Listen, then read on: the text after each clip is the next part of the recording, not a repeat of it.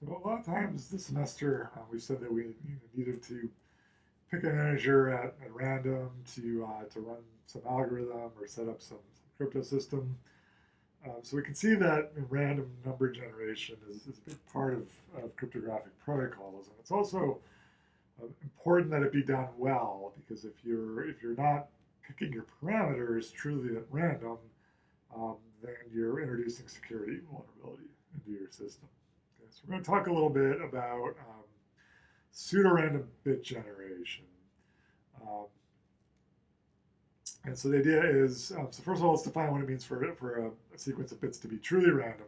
Okay, so that's a pretty simple definition. So basically, each each bit in the sequence um, would have to have a 50-50 probability of being either 0 or 1, right? So there's no bias in whether you're getting 0 or 1 when you're generating the bit sequence. And also um, the bits would have to be truly independent of each other, right? So to get the 100th bit in the sequence, there will be no dependence on what came before. Okay, so essentially you're just each bit is being chosen truly randomly and independently. Okay. And so the idea is if those conditions are satisfied, then there's no way to predict the next bit that's going to come in the bit that's going to come next in the sequence with greater than a 50% probability, right? Because essentially you're just guessing a fair coin flip each time. Okay. All right. Now, so it does seem possible to generate these truly random bit strings. Um, but the problem is it's a very expensive process because it involves some actual physical process. So flipping coins or sampling atmospheric noise and things like that. So time consuming and expensive to actually do that. So instead, we're going to use a technique that's known as boosting randomness. So we're going to generate some truly random bits as a seed, and then we're going to plug those into some deterministic algorithm that's going to produce a longer string of bits. Um, so that'll be so pseudorandom bit generator then is one of these deterministic algorithms that, given some initial value, also known as a seed, produces a longer string of bits. It always produces the same string of bits for each seed. Okay, so it won't be secure if the seed is predictable. Right, and so when we're evaluating the security of these, so we'll call one of these things cryptographically secure if there's no efficient algorithm that can predict bits in the sequence with a probability greater than 50%. Okay, so even if we know the entire sequence leading up to that bits. Okay, so if we've got 100 bits, then there'll be no way to use those bits to predict the 101st bits, at least not efficiently. Okay, so maybe maybe some pseudorandom bit generator is based on the security is based on inability to factor some large number. So maybe if we factored this large number, we could break the system and then predict all the subsequent bits. But the point is that there's no way to do that efficiently.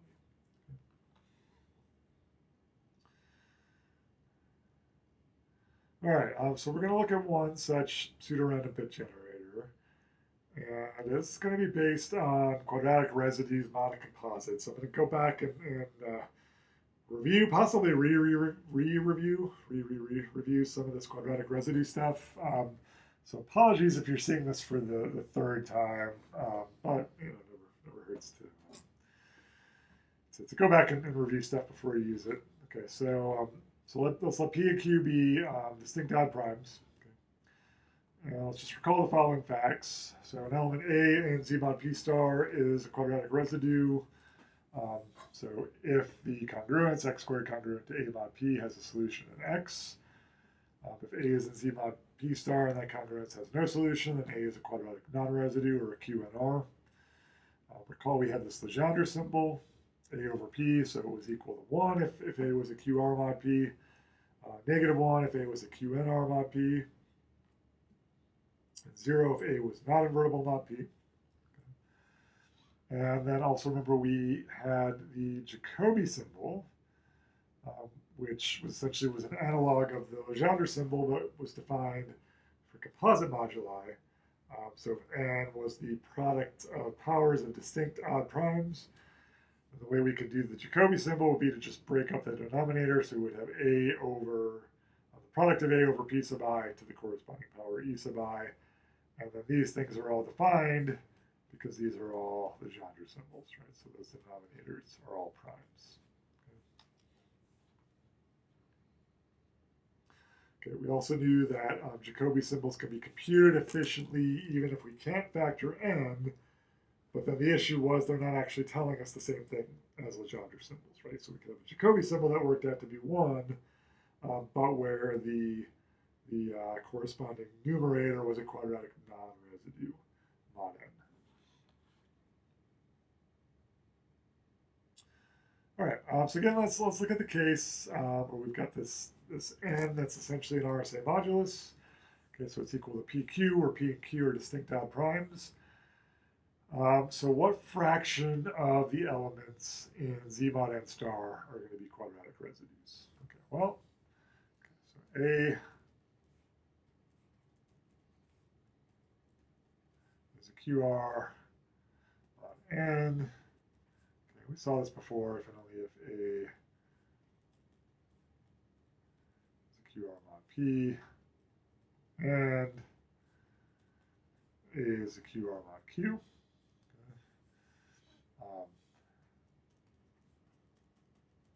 A is a QNR otherwise. Okay, and then we know that mod prime, exactly half of the elements are QRs and exactly half of the elements are QNRs.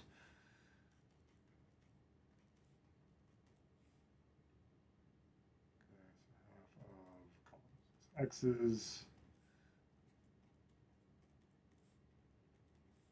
Z mod P star QRs. Y's, Z mod Q star, QRs. Okay.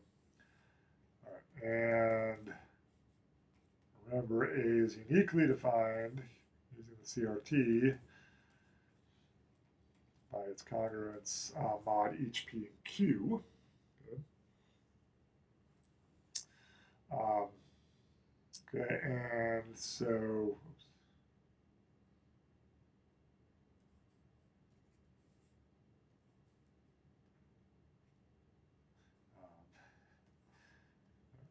it's a really nice circle. I'm sad to have to erase it. Okay, so so A is uniquely defined by its residues mod each P and Q. Right, and so half of the choices here will give you a QR, half of the choices here will give you a QR. Right, each of those can be recombined to a unique QR mod n, so we end up with 1/4.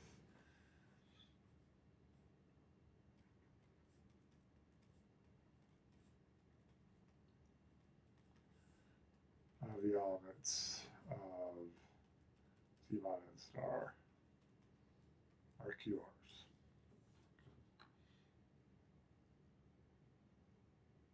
Okay, so now we're going to define a subgroup of Z mod n star. We're going to call this Z mod n star plus 1.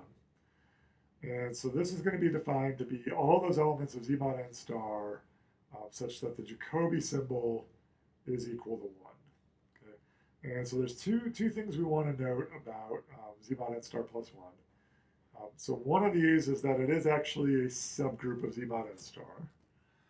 Okay, and so remember to verify that, we should show that the identity is an element of the purported subgroup, that it's closed under the group operation, which is multiplication here, and is closed under inverses. Okay.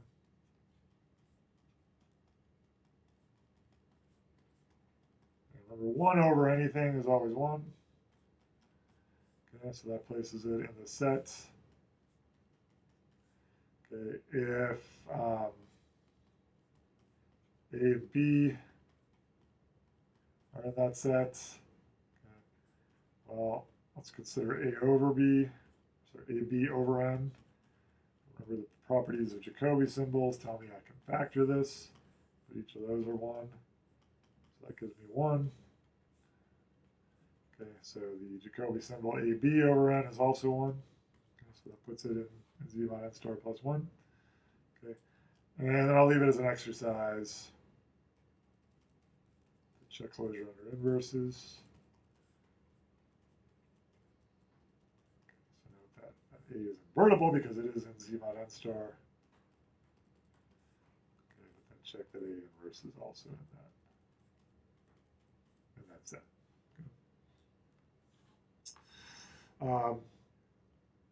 Now, another important fact here is that exactly half of the elements in z mod n star plus 1 are QRs, and exactly half are QNRs. All right, so how do I know that that's the case? Well, there's two ways that an element could get in here, right? So, leave myself enough room to explain this. Come down here. All right, so note that element A gets in z mod n star plus 1 if either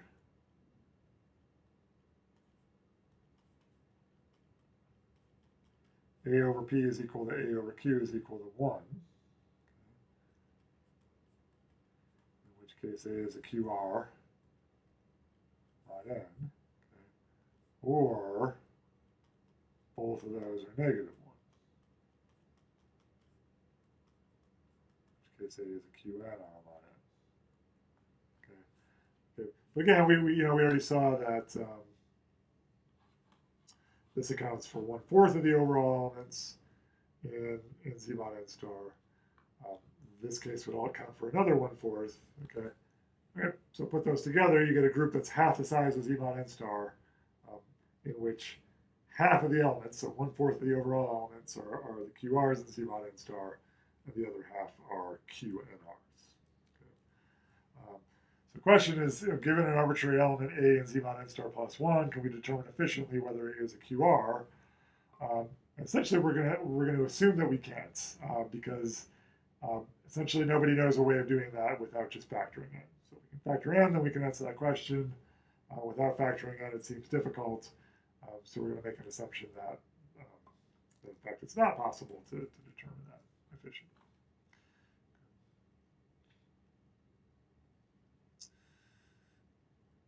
All right. A couple more facts here we need before we can describe our pseudorandom bit generator. So primes that are in the form 4k plus 1 for an integer k. And these have already come up several times for us, right? So remember, when we're setting up discrete logs, we want to use prime moduli of this form. When we're calculating square roots, we know that that's easier to do if we're using prime moduli of this form. Okay, so we're going to give a special name to such primes. We're going to call them Bloom primes. Okay. So after Manuel and Lenore Bloom, who were two of the inventors of the generator that we're going to be looking at. Okay, so if P is of the form 4k plus 3 and is a prime, then it's going to turn out that -1 will always be a QNR mod P. How can we see that? Well, we'll just apply Euler's criterion. Okay, so if we look at A over P, so that's congruent to A to the P minus 1 over 2 mod P. Okay. So if we look at if we use Euler's criterion to calculate the Legendre symbol minus 1 over P, so it's -1 to the P minus 1 over 2. Okay. But if P is 4k plus 3, P minus 1 over 2 is 4k plus 2 over 2, which is 2k plus 1. So this is -1 to the 2k plus 1. Right, but 2k plus 1 is, of course, odd. So -1 to an odd power is just -1. So this would be congruent to -1 mod P. Okay. And Euler's criterion tells me then that -1 is a QNR.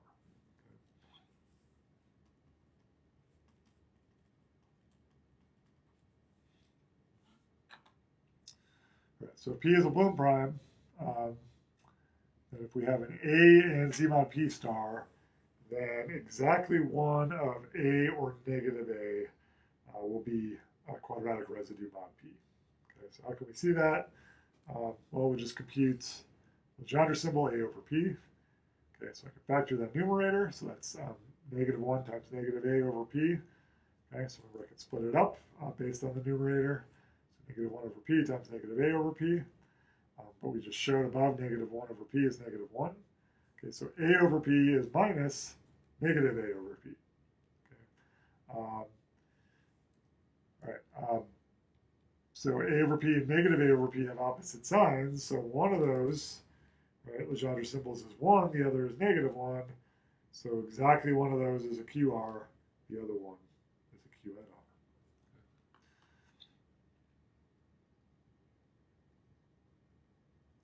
All right, so let's look at a few examples. So 11 is a Bloom prime, right, because it is 4 times 2 plus 3, right? It's congruent to 3 mod 4. And so let's look at its quadratic residues. Okay. So for example, right, if I look at 2, 2 is not on the list. So it's a QNR. Okay, so that means that -2 or 9, it is a QR. Okay. 3 is a QR because it's on the list. That means that 8 cannot be, so 8 is not on the list. 8 is a QNR. So etc. So if you look at any number and its negation, that would include 1 and -1, then exactly one of those numbers will be a QR. Okay, so 4 is a QR, 7 is a QNR, 5 is a QR, 6 is a QNR. Okay. All right, but now if we look at 13, which is congruent to 1 mod 4, and therefore is not a Bloom prime. Okay. So if you look, actually, at any number, either it and its negative will both be QRs or will both be QNRs. Okay. So 1 and -1 are both QRs. Okay, so 2 and -2, which is 11, not on the list, so both QNRs. 3 and 10, both QRs, etc., etc. Okay. All right, so we can kind of naturally identify QRs mod P then with positive numbers, because this is kind of analogous to what goes on with the real numbers, right? So any real number is a perfect square over the real numbers. Any positive real number is a perfect square over the real numbers. Any negative number is not. And so that means that, so if we're working mod a Bloom prime, then we can also do something that we can do working over the real numbers, which is to take positive square roots. Okay. Right, so if P is a Bloom prime and A is a quadratic residue, so it's got a pair of square roots. Of course, the pair of square roots are of the form plus or minus x mod P. So we know that exactly one of those square roots will also be a QR. Because one of, any pair you look at, one of plus or minus x will be a QR mod P because P is a Bloom prime. Okay? And so we can actually define the square root of A to be the positive square root of A. Right? So to be the square root that actually is a quadratic residue itself. Okay, so for example, if I'm working in Z mod 11, so what is square root of 4? Right, right, well, we know, of course, 2 squares to 4. Okay, but then also its negation, mod 11, which is 9 squares to 4. So that'd be 36. Right? 81, right, which is congruent. It's 4 more than 77, so it's congruent to 4.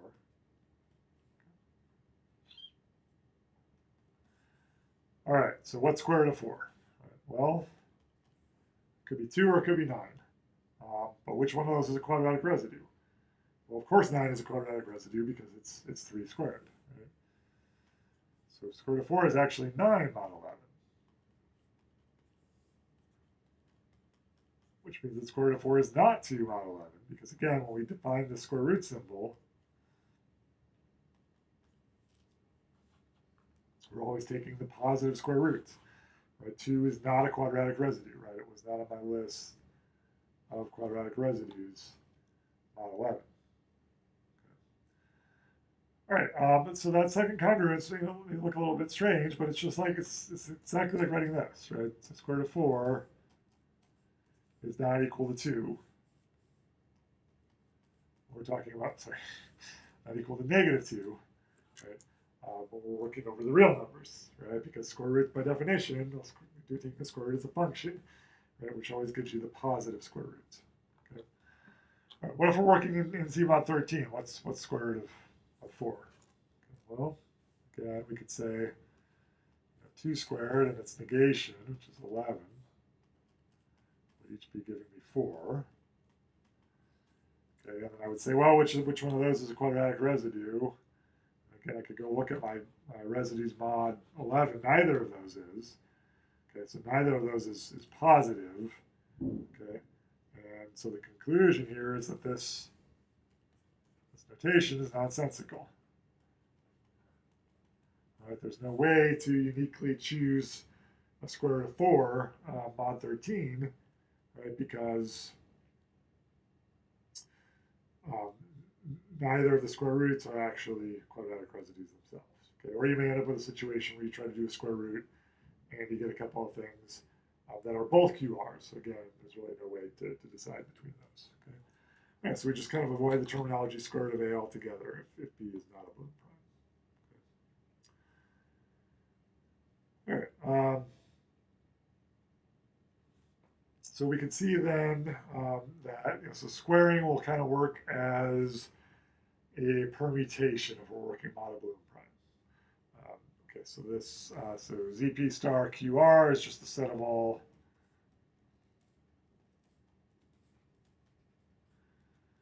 QRs mod P. Okay, so if I square a QR, well, I get another QR.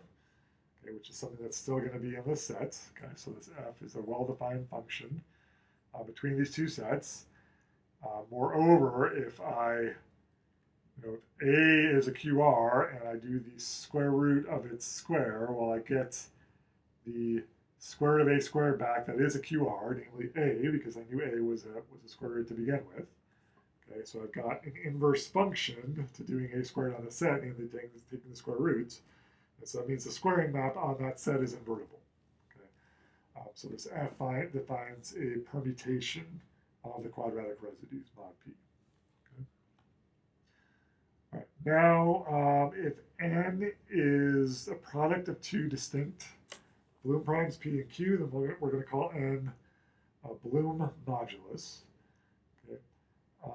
And so if A and Z mod N star is an arbitrary quadratic residue, knowing we've seen these kind of problems before, then we know that it's got 4 square roots mod N. We know those may be obtained by taking the square roots of N mod each P and Q, which we can do if we know the factorization, and then combining those using the CRT. And then we know that the recombined solution will be a QR mod N if and only if it's a QR mod each P and Q. But we also know that exactly one of those square roots will be a quadratic residue mod each P and Q by what we saw above. Right? So that means that if we've got a quadratic residue mod N, there'll be a unique square root that will also be a quadratic residue mod N. All right, so let's work out an example here then. So what is square root of 15 and Z mod 77 star? Okay, so note that 77 is 7 times 11. Each of those are congruent to 3 mod 4, so they're each Bloom primes. Okay? And we know there should be four square roots of 15, but exactly one of those will be a quadratic residue in its own right. Okay, and so just note here that, so let's write x squared is congruent to 15 mod 77.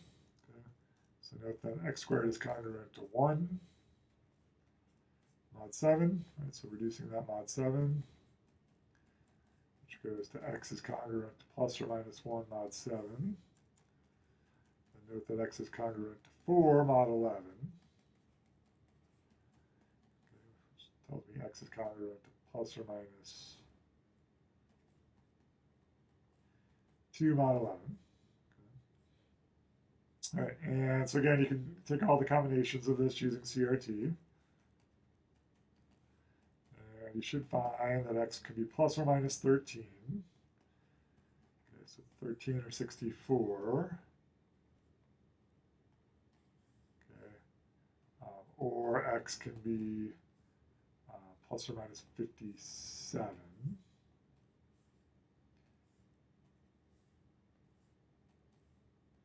so 57 and 20.